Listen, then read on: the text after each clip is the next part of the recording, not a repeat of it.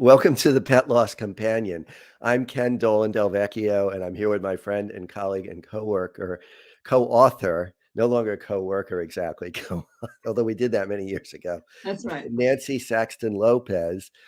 And this is a program that we do every Thursday at 6 p.m. Eastern as a live broadcast, and then it's available on various podcast outlets and for replay on YouTube and Facebook.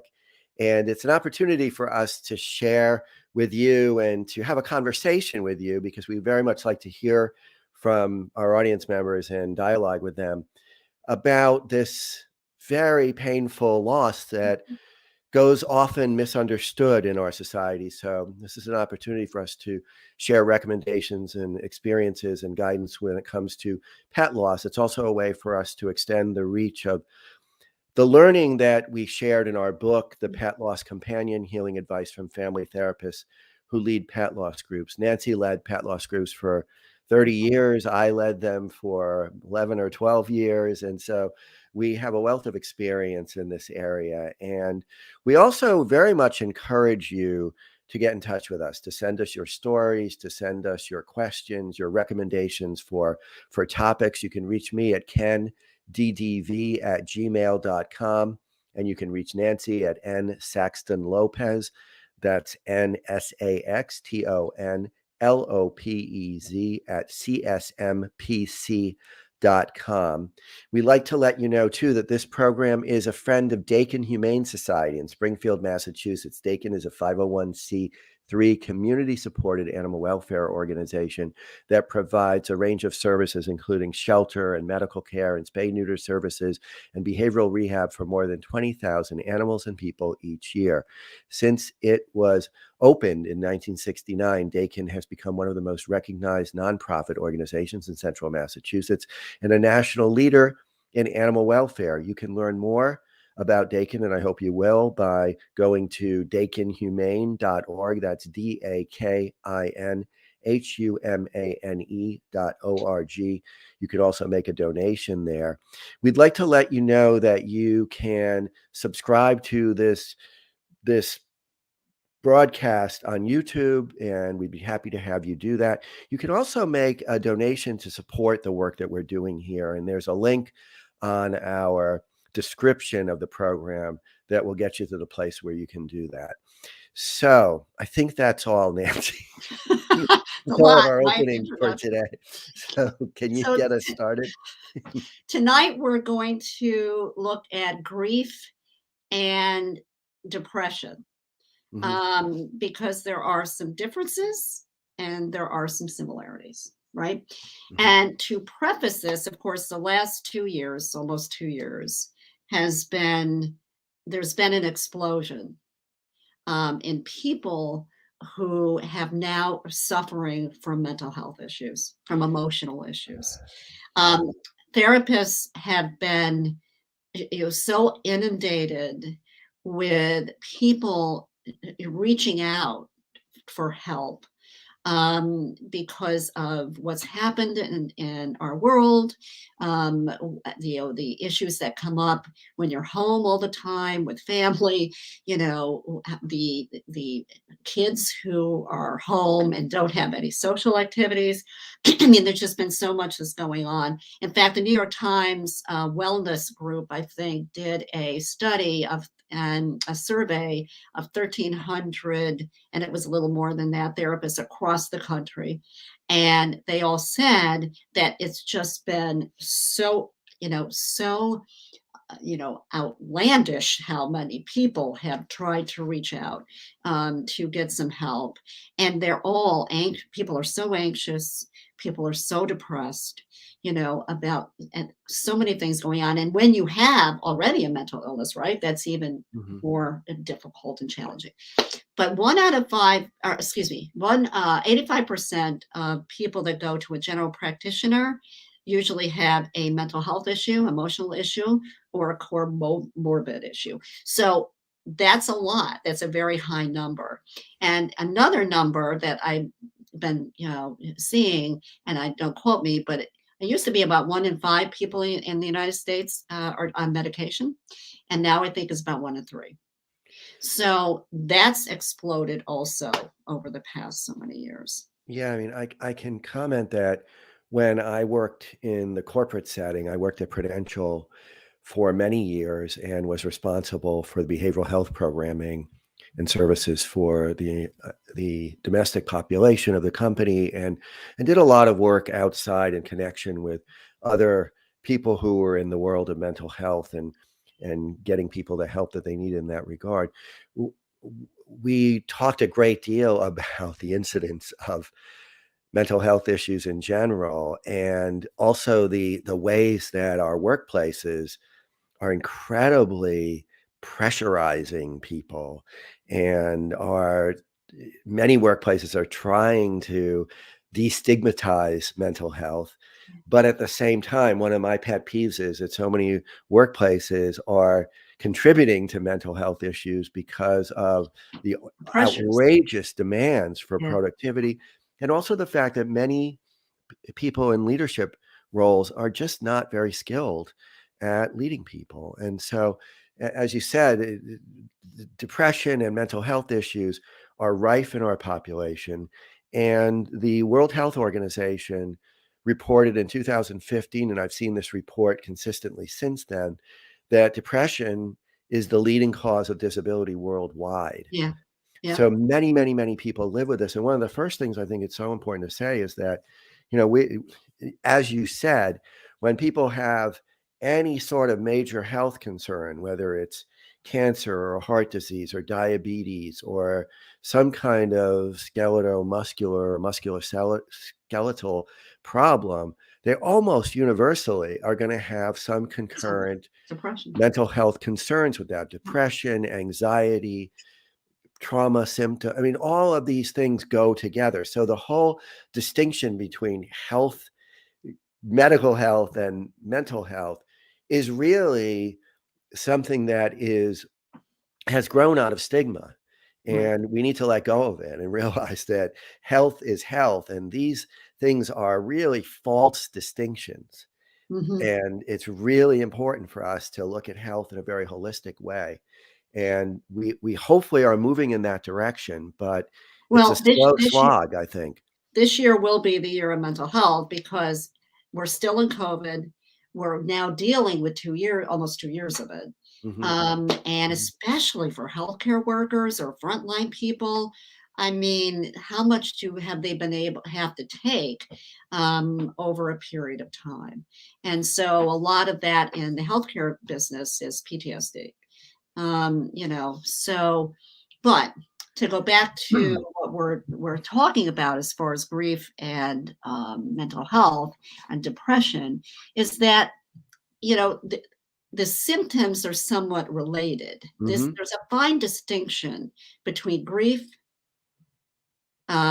complicated grief, and depression. mhm, So mhm, some of those symptoms, and we do mental health checks, or evaluations, and some of these questions we ask people when we're looking for depression, right? mhm, But they're also there for grieving, and mhm, that is changes in appetite, right?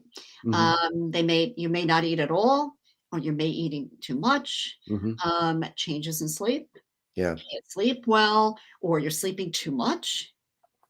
Some kind of change, an inability to concentrate, right? yep, You can't focus, um, fatigue, low energy, can't motivate, can't get out of bed sometimes.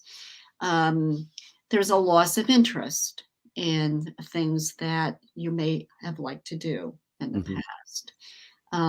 Feelings of hopelessness, feelings of despair, bouts of sadness, anger, guilt. We've talked a lot about those mhm, feelings and grief, mhm. right?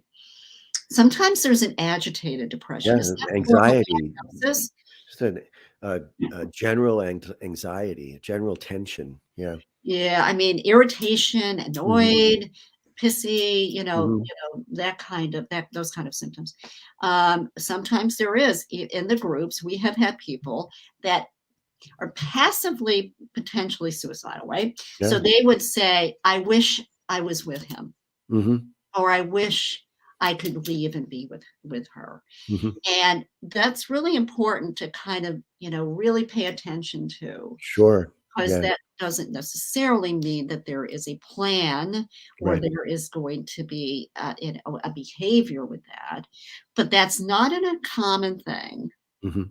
for a person to be so bereft that they really just want to leave and they want to be with their animal. And I'll just throw in that if that's the case for you or for somebody who you're close to, you wanna take it seriously. Mhm, The reality is that people who actually do try to do something self-destructive have almost universally talked about their mhm. suicidal feelings with others beforehand. So it's not that everybody who talks about it actually takes action, but everybody who takes action pretty much has talked about it. So you want to take it very seriously. And I Absolutely. say that because there used to be a kind of a myth that if you talk about it, you're probably not actually going to do anything self-destructive, and that is absolutely a myth. So you want to ask a person Are if you they have okay? any Or right, you are you have okay? Do plans? you have any plans? Have you done anything that sounds like a rehearsal Mhm. for what could be very dangerous action toward yourself? And so very, very important to take it seriously. And actually, have you given stuff away?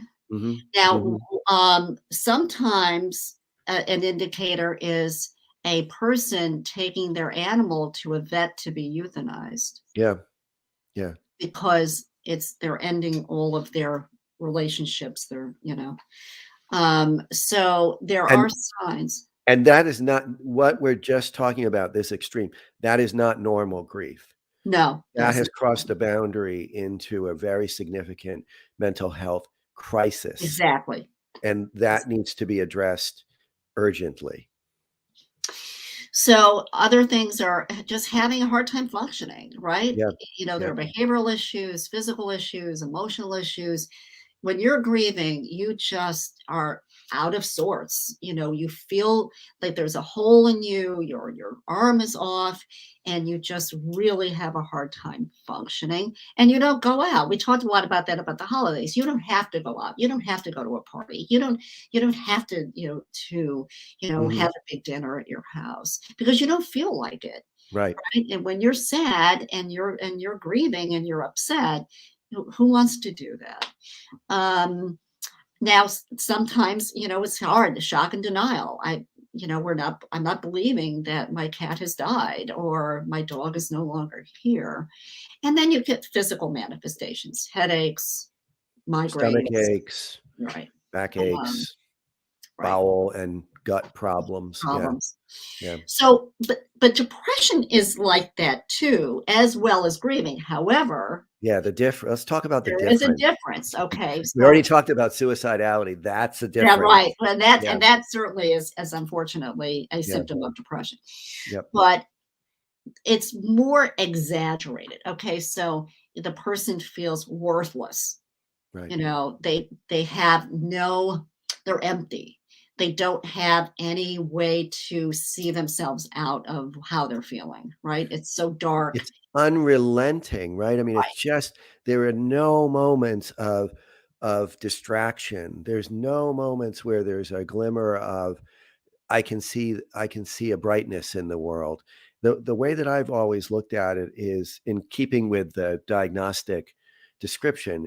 If you are incapacitated with all the things that we're talking about, you cannot function. You don't feel a moment of relent of this down, low energy, not being able to feel pleasure. It doesn't relent for a moment. For 2 weeks, you deserve to see a therapist and be Yes. evaluated. You deserve to talk to your physician and talk about whether or not you should be referred to a professional or whether or not it makes sense for you to indeed perhaps try some medication that would be help. So that if it's unrelenting, if it won't, if you can't do the normal things that you would usually do in your life for a period of 2 weeks or more, you deserve to get Yes. evaluated for depression. Yeah, to get some help, right? Mhm, I mhm. mean, and also all of the things we had talked about in grieving, all those symptoms, it's much more exaggerated Yeah, when you're yeah. depressed. 'Cau it interrupts your ability to get yourself up and showered and functioning in the morning. It will interrupt your ability to take care of any dependents who may be part of your household or part of your sphere of concern. It will make it hard for you to do the basics, to make sure that you're able to function at work or your usual activities, or even to feed yourself regularly. Exactly. That clinical And depression take is care a of yourself. Right. really destructive problem, and it gets in the way of the basics. Exactly. You also low self-esteem. I mean, Mhm, just that goes with worthlessness. Why am I here? Why am I living? That goes into helplessness and powerless, right? mhm. Powerlessness. I mean, there's nothing that is redeeming in their life, right? Or it could be agitation that Mhm. goes into over, like exacerbated or exaggerated, agitation. And also, fatigue is much more. Um, Incapacitating, yeah, right, incapacitating right. fatigue. I mean, it's also important to note that to make things a little more complicated, there's a whole range Depression. of degree in Yes, all of this. So many people will live with something that is fairly ongoing. So depression, there's different names for the right. classification. So you may live with a low grade depression, and Yeah. you may live with a mood disorder where your moods go up and down. And we've talked about how that's something I've been diagnosed with. I I, I believe that most therapists Have are, and something we've going on. most therapists get into this field because we're trying to figure Trying to heal ourselves out. ourselves, right? Yeah. So I've been in therapy a lot individually with my husband, and I think it's really helpful. And once I was talking with my therapist several years ago, and I said, "So what's my diagnosis? Is it ADHD?" Attention deficit disorder with hyperactivity, because I'm very, very hyper a lot of the time. He said, "No, no, no, no, no, because you actually get a lot done. So it's cyclothymia. Which It's a is a low level. low level bipolar." Which Right, really fits, because that's true. I mean, I've had a few very, very down moments, but for the most part, my issue is about scatter and being so. I'm not taking medication now. I did take medication for about 3 years, and it was helpful. And well, you so learn how to manage it, right? You yeah, so navigate your life around it. I and mean, I just share all that because I believe we should have no stigma about. I right, mean, I live with migraines, and if I need to, I take medication for that. right, I have exactly. whatever health conditions you have, you should get the right assistance for it, and Well, have that's no shame about it. well, that's it. And I tell people, because everyone gets freaked out when, oh my God, I Mhm, have depression, or I have mhm, anxiety, or I'm bipolar, or I am schizoaffective disorder, or whatever it is. mhm, And when I talked to him about it, I said, it's the medication is there to help you, but it's a brain disorder. Like mhm. you could have diabetes as a chronic disorder, right? You could have diabetes. Well, you take insulin for diabetes, right? Yep, If yep. you have migraines, you take a particular painkiller for migraines. If you have, kidney disease, I mean, so I try to normalize that for people. Like it's just something that your Of neurotransmitters course, don't yeah, work well yeah. in your brain. Yeah. And it's also important to have the support of people who can provide you with guidance, and that's what a therapist is. So Exactly. if you have a physical issue and you need some training, you're going to see a physical therapist or a coach or some kind of physician. If you want to work on your diet, you're going to see a nutritionist. So if you want to work on your relational emotional health, hopefully you're going to see a therapist. Right. And therapy really is helpful, for people. People who have depression, I believe it's 80% of people who have depression and seek help, which is usually some combination of medication and Medication therapy, right. talk therapy, will see very significant benefits the problem is that still many, many people People don't don't get go. the Right. help that they deserve. That's right. That's right. And then that kind of segues into complicated grieving, which also borders on depression, because it's all to do with the loss, or it could be multiple losses, right? Which we've seen a lot of recently, it seems. Right. Yeah. Yeah. Many losses together. Hmm. But it's complicating the fact that it's so intense that life has no meaning, right? Yeah. Or there's a lack of trust, or there's an inability to enjoy anything, or you become detached, um, and you can't focus. Everything is about the loss and the Hmm. death. Hmm. So as you go through now, the grief is kind of, you could say it's a reactive depressive symptoms. Hmm. But as you go through the grief, if you can't, like you said, it can go in, and it can go into depression, but also it could be complicated grieving, Right. Right. because there's similarities to that, except in the complicated grieving, it's all about the loss. Depression is more pervasive Right. in the whole context of your life and how you function. And the thing to keep in mind, the way I think about this is, if you are really struggling, why not see a helping professional? It's not going to hurt you. It can only help you.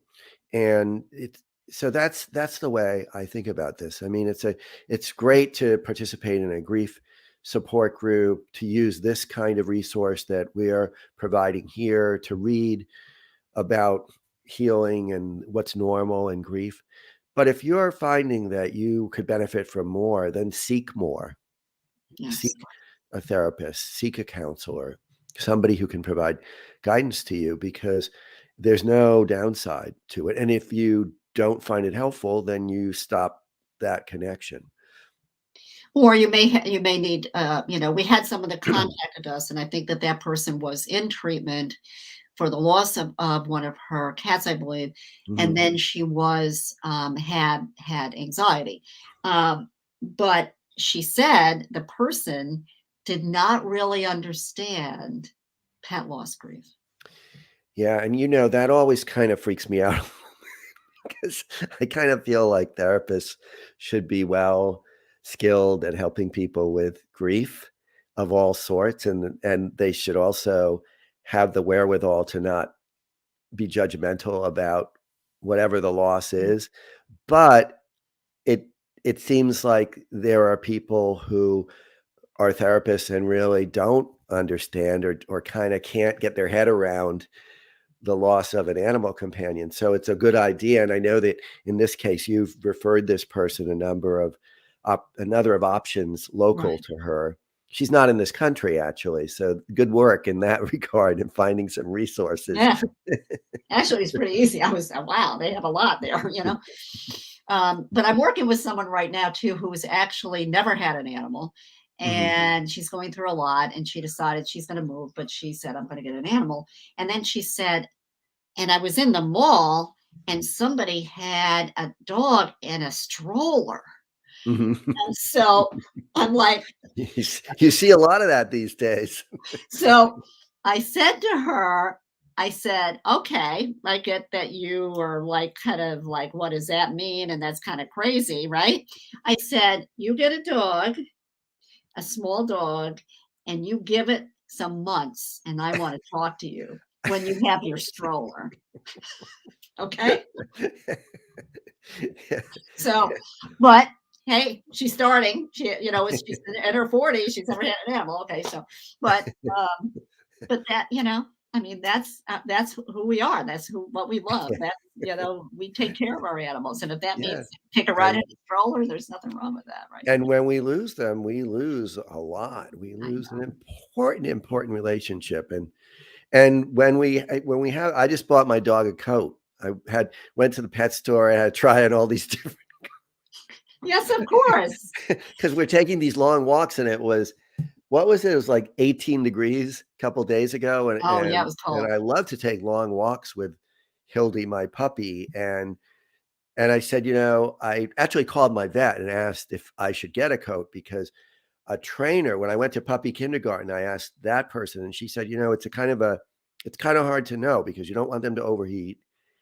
And at the same time, you don't want them to be too cold. So my vet actually knows my puppy, and she said it wouldn't be a bad idea when it's really cold. Yeah, of course. And it can get cold, right? Yeah, very cold here. It can be negative 21 here in the wilds of Western Massachusetts. So, but we also need to talk when you already have, or Yes. you've been diagnosed with a Mhm. emotional or mental health issue, Mhm. and you have a loss, then you want to be, and hopefully you're in treatment. The first thing is if you're not in treatment, it would be helpful to get in treatment. Mhm. If you are, you may want to talk to your therapist or your doctor around tweaking medication or seeing you talking more than once a week or whatever that is. Yeah, just let them know for sure Yeah. what's going. You should let. Because I it mean, could exacerbate, you know. yeah, you should let. If you're seeing a treating professional, you probably want to let them know about any major change Yeah. or loss in your life. So that's important. Um, but I mean, we all have a degree of mental health issues. We all do. Well, it's kind of like health is a very dynamic dimension Mhm. of our lives, right? And health crosses many dimensions: emotional, physical, Spiritual. social, Mhm. spiritual. One you could add financial too, because Mhm. it's really important to be financially stable. And so we are at different points across these dimensions at different times in our life. And they're also very connected. They're very interwoven. And so if we have any of these, any concerns, we should be taking care of ourselves Mhm. regarding them. And we should be taking care of ourselves the way I see it, without any shame or stigma. I'll throw in addiction too. I mean, many Oh, yeah. addiction is rife in our society.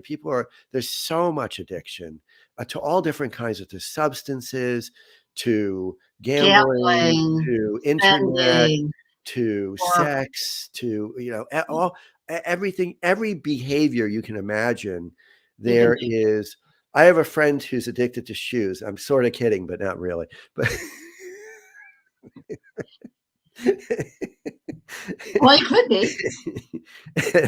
and you've got to watch that. But I don't know what the percentage is, and I believe it's hard to actually to identify a percentage because the category is so expansive. But we deserve to get help for whatever our issue may be, and there's all kinds of help available for all kinds of conditions, whether it's an addiction or an anxiety problem or depression or some combination thereof, with tied to a more traditionally identified health concern, Okay. medical concern. Well, that's what happens when people go to, they come into the ER with chest pain, right? But Mhm, it's not a mhm, heart attack, it's anxiety.